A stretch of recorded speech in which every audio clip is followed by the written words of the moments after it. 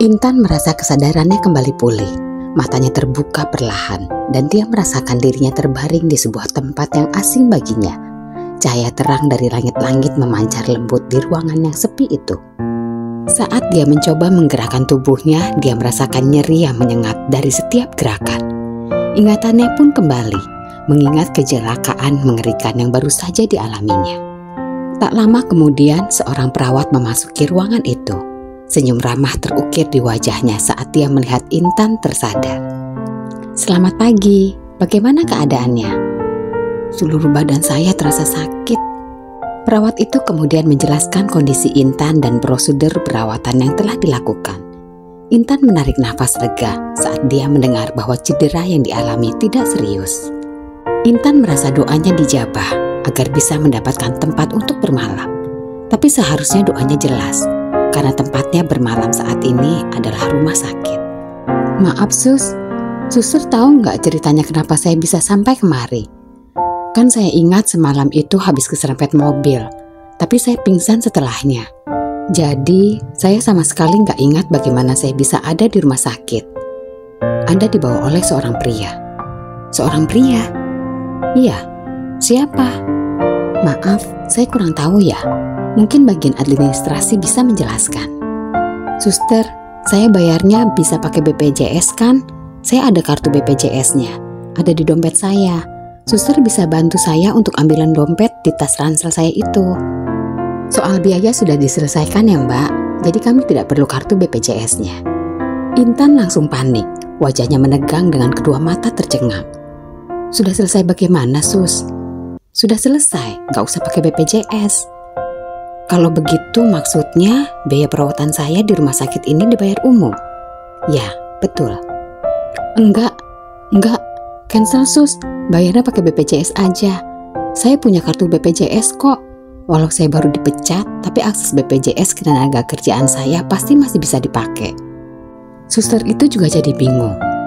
"Jadi begini Mbak, seluruh biaya pengobatan sudah diselesaikan oleh orang yang bawa Mbak kemari."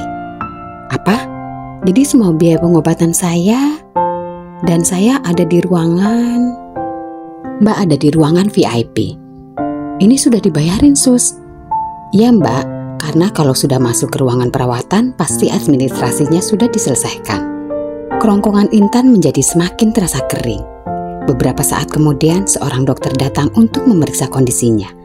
Setelah pemeriksaan yang cermat, dokter memberikan penjelasan lebih lanjut tentang proses pemulihan yang harus dia jalani. Setelah keduanya pergi, Intan memutuskan untuk segera pergi ke bagian administrasi untuk mencari tahu lebih lanjut tentang orang yang membawanya ke rumah sakit dan membayar biaya perawatannya. Meskipun masih terasa pusing dan tubuhnya terasa lemah, keingintahuannya tentang kejadian tersebut membuatnya ingin segera mendapat jawaban. Dengan langkah tertatih-tatih, Intan berjalan keluar dari ruangan perawatan menuju bagian administrasi. "Permisi, ya, ada apa Mbak?" "Pak, saya mau tanya tentang orang yang membawa saya ke rumah sakit dan membayar biaya perawatan saya. Bisa Bapak membantu saya?" "Tentu Mbak, bisa saya bantu. Apakah Mbak memiliki nomor rekam medis atau identifikasi lainnya?" Kemudian Intan membacakan nomor pasien yang tertulis di gelang plastik di pergelangan tangan sebelah kanannya. "Ah, ini dia. Anda dibawa ke rumah sakit oleh seseorang yang mengaku sebagai kerabat Anda. Namanya adalah Bara Aji Setiawan, dan biaya perawatan Anda sudah ditanggung olehnya." Intan merasa kaget dan sekaligus bercampur haru mendengar hal itu. Ia tidak menyangka bahwa ada seseorang yang bersedia membantunya dengan begitu besar. Namun di tengah rasa terima kasihnya, dia juga merasa penasaran dengan identitas sebenarnya dari orang itu. Intan sama sekali tidak ingat bila Disi yang semalam bertemu dengannya dan mengejarnya bernama Bara Aji Setiawan. "Pak, ada nomor kontak orang itu?" "Sebentar ya.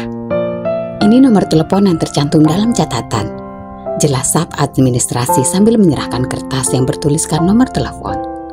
Intan menerima kertas tersebut dengan gemetar. Perasaan campur aduk meluap di dalam dirinya. Ia tidak hanya merasa bersyukur atas kebaikan yang dilakukan oleh pria misterius yang baik hati ini, tetapi juga merasa terharu karena ada seseorang yang begitu peduli padanya di saat-saat sulit seperti ini. "Terima kasih banyak." "Tidak masalah Mbak, jika ada yang bisa saya bantu lagi, jangan ragu untuk bertanya." Intan memberi senyum kecil sebagai balasan sebelum dia meninggalkan bagian administrasi. Dengan langkah ringan, Intan kembali ke ruangan perawatannya sembari mendorong besi penyangga infusan yang tersambung ke nadinya. Meskipun tubuhnya masih terasa sakit dan pikirannya masih dipenuhi dengan pertanyaan, dia merasa lebih lega karena akhirnya memiliki petunjuk tentang orang yang telah memberinya pertolongan di saat dia membutuhkannya. Sesampainya di ruangannya, Intan segera mengambil ponselnya. Ia menyimpannya terlebih dahulu, kemudian menekan tombol panggil. Intan menunggu dengan nafas tertahan. Namun bukannya suara jawaban yang ia dengar dari speaker ponselnya.